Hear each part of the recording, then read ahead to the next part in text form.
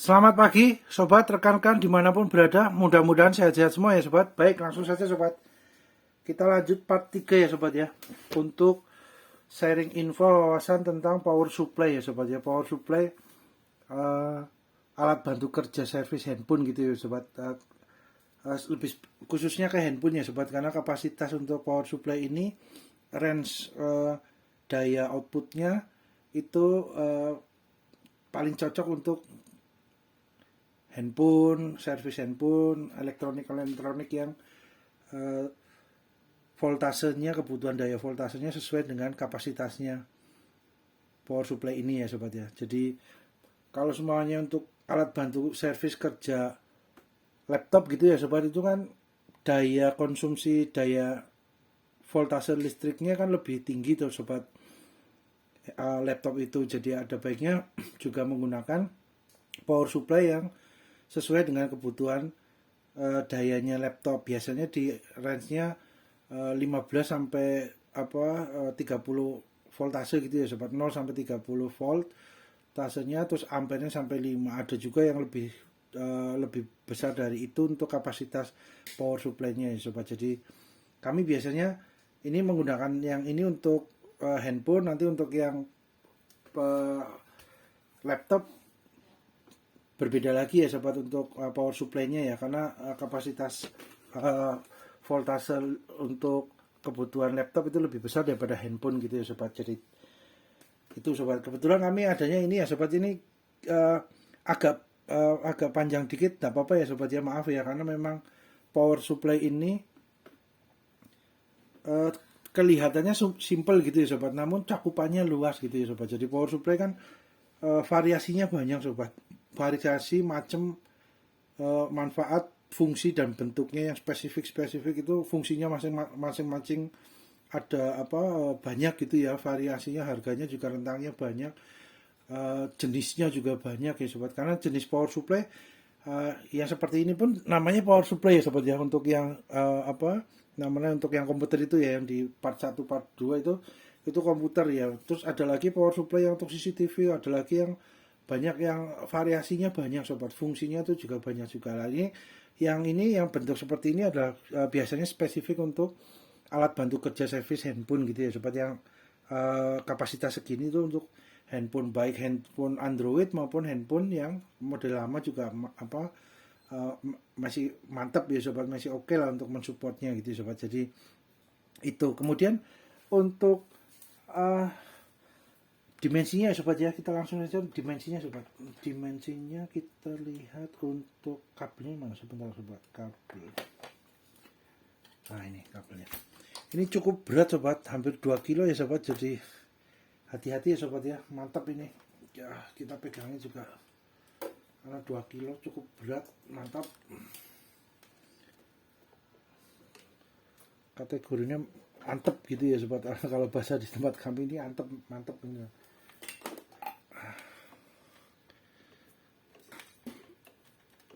Kita coba, sobat, untuk kabel-kabelnya, masukkan sekalian kabelnya.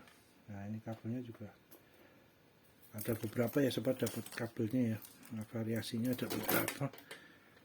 Nah, itu, sobat, 1960 gram ya, sobat. Hampir 2 kilo ya. Ya, kurang lebih 2 kilo, sobat, ini. Jadi mantap ini, berat, sobat, unitnya, karena material bodinya itu dari besi ya, kemudian mungkin ketebalan platnya atau apanya itu mungkin cukup tebal gitu ya, sobat ya. Nah, ini bentuknya seperti ini, sobat. Kemudian sampingnya ada ventilasinya juga ini. Samping sebelah sini juga ada ventilasinya. Nah, ini ada huruf Mandarin nih, sobat ya, huruf Mandarin, tapi untuk di buku panduannya pakai bahasa Inggris ya, sobat ya. Nah, ini kemudian bagian belakangnya, sobat, bagian belakangnya seperti ini. Nah, ini maaf ya, sobat, pelan-pelan ya, karena berat ya, sobat, hampir 2 kilo ya, memang mantap ini, cukup mantap. Nah, ini, sobat, bagian belakangnya. DC power supply, rate powernya 50 watt, sobat.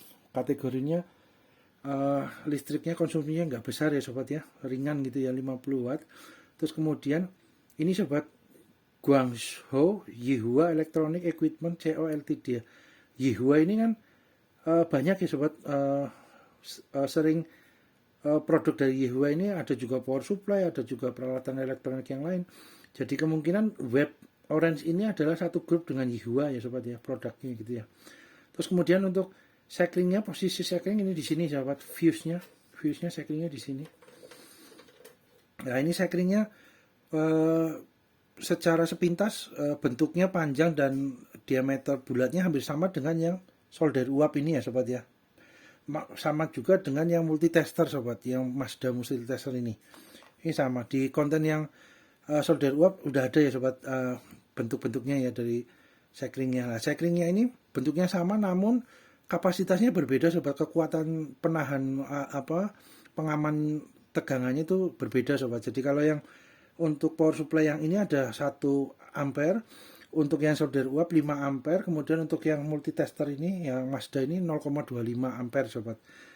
Nah itu sobat, itu perbedaannya di dalamnya sobat, ada kawatnya itu semakin besar biasanya semakin besar, semakin kecil gitu ya sobat. Seumpama dengan yang Mazda ini 0,25, kawat di dalamnya ini sobat lembut gitu ya, kecil gitu ya, kecil. Nah ini yang 1 ampere agak besar dikit, terus yang 5 ampere ini yang punya solder uap lebih besar lagi tebalnya kawat di dalamnya itu ya sobat, untuk pengamannya. Nah, itu sobat.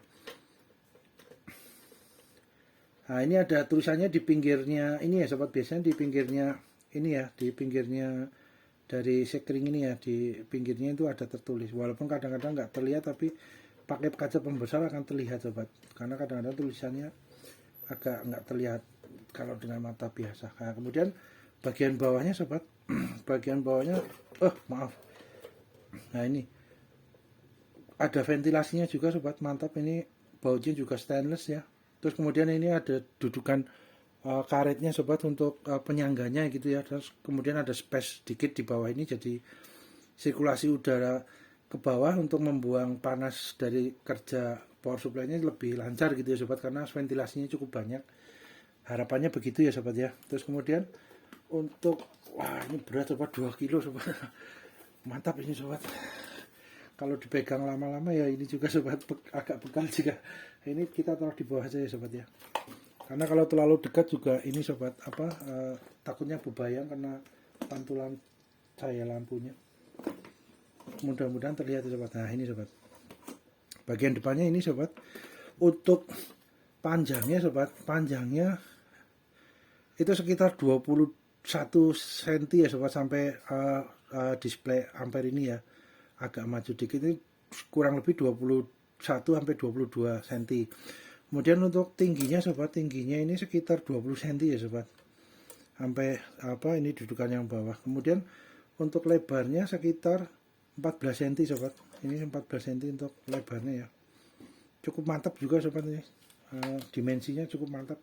Kemudian untuk ini sobat, tombol-tombolnya sobat ya, jadi ini voltasenya sobat, untuk panel voltase ada huruf V, biasanya lambangnya huruf V, terus ada garis titik-titik, ini biasanya melambangkan voltase sobat. Kemudian untuk yang ampere biasanya tulisan A, bawahnya strip.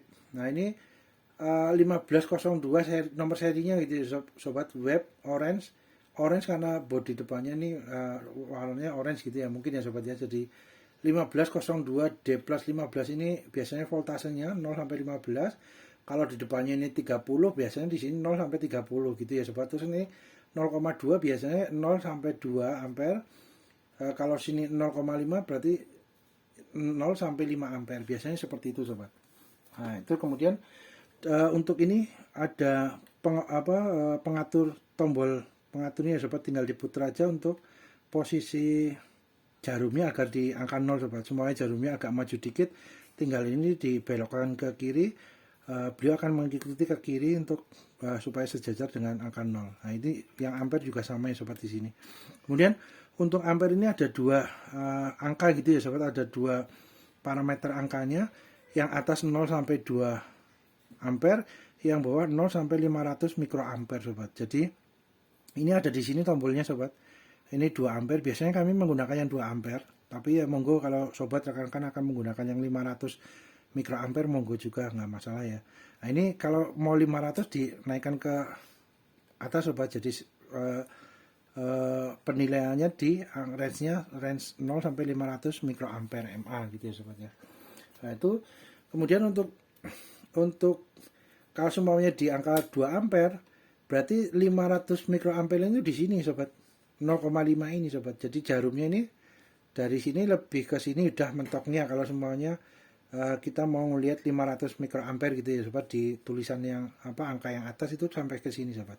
Nah itu ini faktor kebiasaan juga ya sobat, sama kebutuhan juga. Kalau seumpamanya komponen elektroniknya yang mau dicek itu ampernya lebih kecil gitu ya, berarti menggunakan yang 0 sampai 500 mikroampere akan jarumnya akan terlihat pergerakannya gitu ya sobat ya, karena disesuaikan dengan kapasitas dari komponen yang sedang dites, diuji gitu dengan power supply ini gitu sobat ya. Ini biasanya kami di 2 ampere bawah. Kemudian ini ada tombol auto, kalau dipencet ke dalam itu beliau reset on. Jadi power supply ini sudah dibekali dengan protection buzzer gitu ya sobat. Jadi ada sistem proteksi ketika ada konslet, ketika kita mengecek atau mengecek komponen elektronik gitu ya, di handphone maupun yang komponen elektronik yang sesuai dengan kapasitas power supply ini. Kemudian komponen itu ternyata sudah rusak konslet. Nah ini beliau akan memutus, ada proteksinya gitu ya sobat, ada buzzernya gitu ya, akan bunyi peringatan tit. Nah itu setelannya di sini sobat. Kalau semua ini kita menggunakan yang reset on, di tombolnya di pencet itu beliau akan hanya 5 detik bunyi protection buzzernya tit. Nah itu hilang, kembali menjadi normal lagi gitu ya sobat. Tapi kalau semuanya posisi ini dinaikkan tombolnya di posisi menonjol ke depan, itu beliau akan bunyi buzzer protectionnya akan bunyi terus sobat. Nah itu harus kita pencet ini supaya berhenti atau mematikan powernya ini sobat. Nah cuma kan kalau power hidup mati kan takutnya mesinnya ini juga ya sobat berpengaruh gitu ya, takutnya trouble. Jadi kalau kami biasanya menggunakan ini, tapi posisi reset on beliau akan 5 detik akan proteksinya buzzernya akan bunyi, kemudian akan normal lagi, akan nol lagi ya. Itu pun berarti kabel capitnya yang dari komponen itu juga harus dicabut juga ya sobat. Kalau komponennya itu komponen elektroniknya konslet gitu ya, short gitu, itu harus dicabut, karena kalau tetap dipasang ya beliau akan bunyi lagi sobat, repetisi lagi untuk 5 detik bunyi buzzer proteksi peringatan ada konslet gitu ya di komponen yang sedang dites itu. Nah itu ini sobat. Kemudian di bawah ini ada ini sobat, GSM CDMA sinyal ya sobat.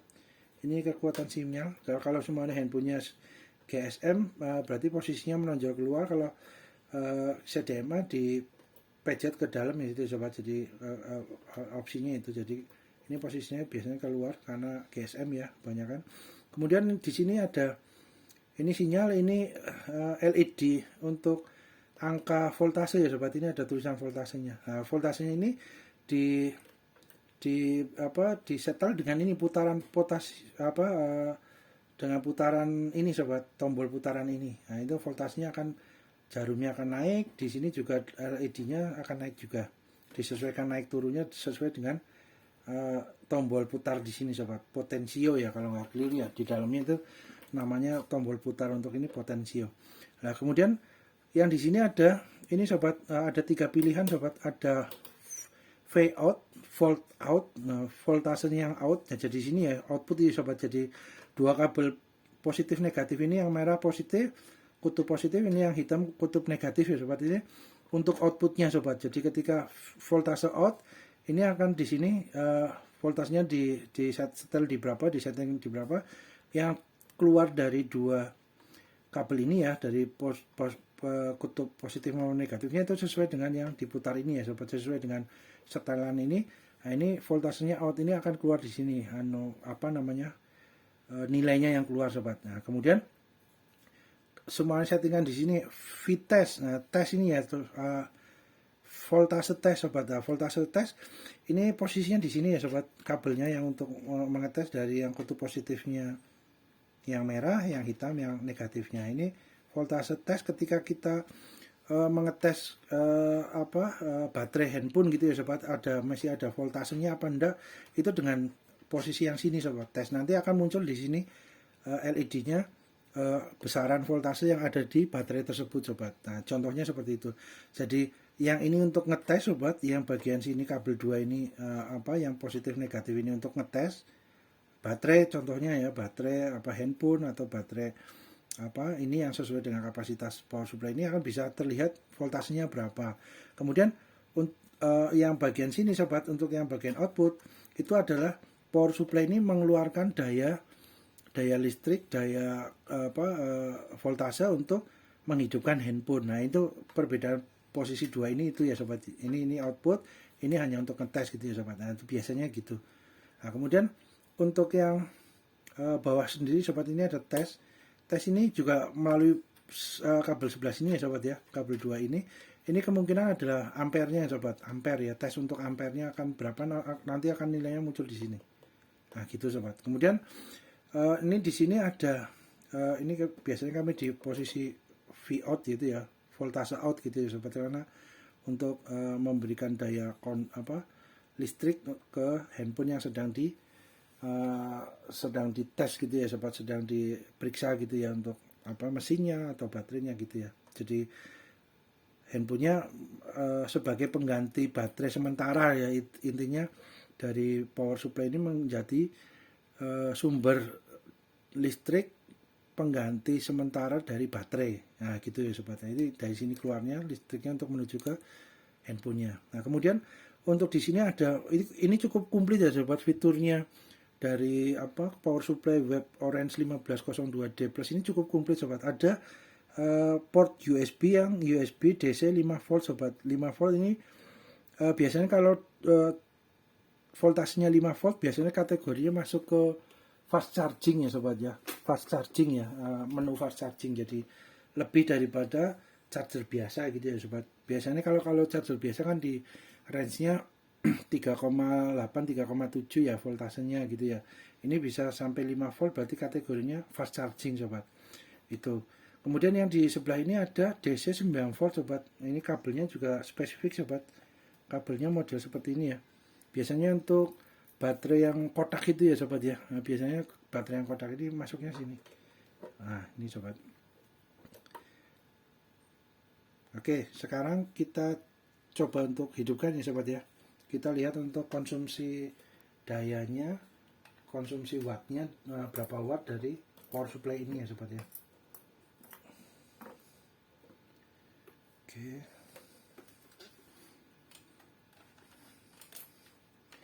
Bentar sobat, kita coba.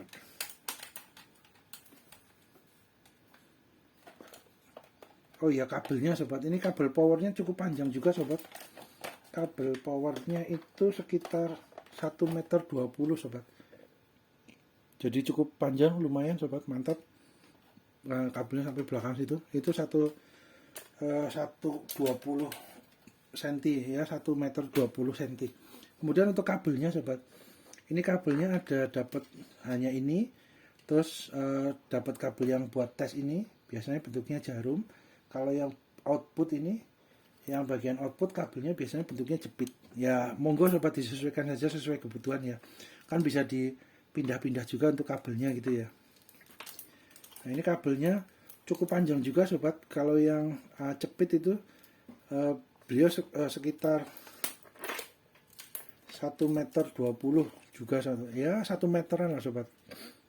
1 meter. Kalau untuk yang bentuk panjang ini 80 cm kurang lebih. Tapi kalau yang bentuk capit hampir 1 meter sobat. Cukup panjang ya, mantap.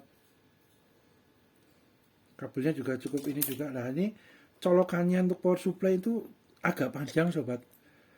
Berbeda dengan colokan yang biasa digunakan untuk multitester. Jadi ketika sobat mau beli kabel power supply pengganti atau mau nambah kabel gitu ya sobat, yang baru yang lebih panjang atau yang sesuai kebutuhan sobat, itu diperhatikan untuk ininya sobat, masuknya besinya sobat, karena untuk yang power supply lebih panjang sedikit sekali sobat, perbedaannya panjangnya lebih panjang sedikit.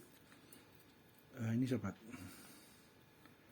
nah itu sobat, nah terlihat ya sobat, ini yang kutub negatif yang hitam itu agak panjang sedikit yang power supply, yang merah juga sama. Jadi yang kabel untuk multitester itu nggak bisa masuk ke power supply ini sobat.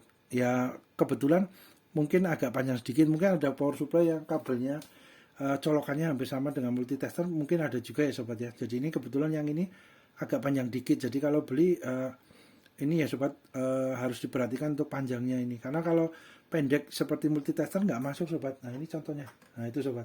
Jadi beliau nggak kencang, nggak masuk ke dalam posisi pengikat di dalamnya itu ya sobat. Nah, gampang copot sobat. Jadi kalau yang memang dari ininya langsung masuk dalam, langsung ngunci sobat. Nah itu ngunci, ini juga sama. Nah ngunci sobat. Jadi itu sobat, agak berbeda dengan yang multitester untuk colokannya. Tapi kalau untuk kabelnya sama ininya sama sobat. Kalau bagian yang lancipnya depan sama kabelnya gedenya sama, besarannya sama gitu sobat. Nah sekarang kita coba yang capit, kita masukkan ke ini yang hitam juga. Kemudian untuk kabel casnya sobat, yang USB ini kabel dari charger handphone kami ya sobat. Di dalam paketannya nggak dapat sobat, nggak dapat kabel ini yang tengah ini yang USB. Jadi ini kabel sendiri ya sobat, dari kami sendiri. Oke, kemudian kita coba, nah ini sobat, hidupkan ya sobat ya. Nah, mantap. Ampernya langsung naik sobat, 0,057 ampernya. Terus kemudian wattnya yang rata-ratanya 5,1. Kemudian kalau voltase di tempat kami saat ini, voltase dari PLN-nya 211,6 volt. Kemudian ampernya ini yang low-nya 1 watt, yang high-nya 7,8, range-nya gitu ya sobat. Kemudian ini rata-rata posisi tidak ada beban kerja gitu ya sobat. Nah power supply-nya nggak buat ngetes, itu hanya standby gitu ya, posisi standby 5,1 watt. Kategorinya ringan ya sobat ya, maksudnya konsumsi listriknya nggak banyak gitu ya. Oke, kemudian kita coba untuk ini sobat, untuk di Tera gitu ya sobat, dicoba dengan multitester. Jadi harapannya daya listrik yang keluar dari output kabel ini adalah sama dengan posisi di jarum sama di tampilan LED angka ini sobat. Nah itu di Tera dulu ya sobat, karena dicek dulu gitu ya, maksudnya seragam, selaras apa enggak gitu ya sobat keluarnya. Karena ketika kita posisi membesarkan voltasenya sesuai dengan kebutuhan alatnya, kalau ternyata jarum sama ininya sama angka yang menunjukkan di voltase ini berbeda dengan sebenarnya yang keluar di kabel ini, kan cukup beresiko ya sobat ya, beresiko untuk handphone atau untuk alat barang elektronik yang sedang dicek. Semuanya kapasitasnya ternyata hanya 3,4 handphone kan 3,8, 39, 3,9 apa 4 volt itu kan range-nya di situ sobat. Ternyata yang di sini dengan yang keluarnya di kabel ini berbeda agak jauh gitu ya, agak besar. Lah itu takutnya mesin handphonenya malah ini ya amit-amit nggak minta konslet gitu ya sobat, malah terlalu besar arusnya atau terlalu kecil akan berpengaruh gitu ya terhadap hasil tesnya gitu ya sobat ya. Itu harapannya seperti itu sobat. Kita coba di angka 4 ya sobat ya, 4 voltase. Kita ukur dengan ini sobat, dengan multitesternya. Nah, ini dengan multitester digital dulu ya sobat ya. Kita coba sebentar sobat, maaf tersenggol. Oke, nah ini kita masukkan dulu untuk kabelnya.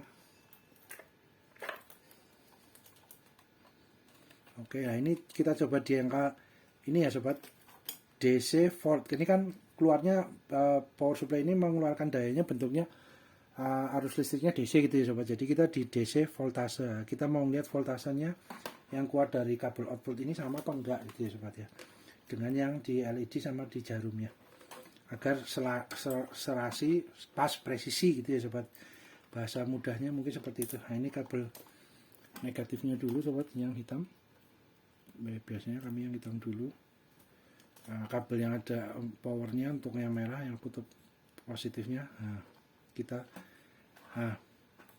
mendekati ya sobat, pas ya, sama ya 4 ya. Nah, kita coba di range 200 dCV ya. Ini 4 sama sobat. Kemudian kalau posisi 1000 ini langsung sama ya sobat, 4 ya. Karena kan ini potensionya kan namanya gerakan tangan ya sobat, potensionya ya mendekati pas gitu loh, sama lah gitu sobat ya ini ya.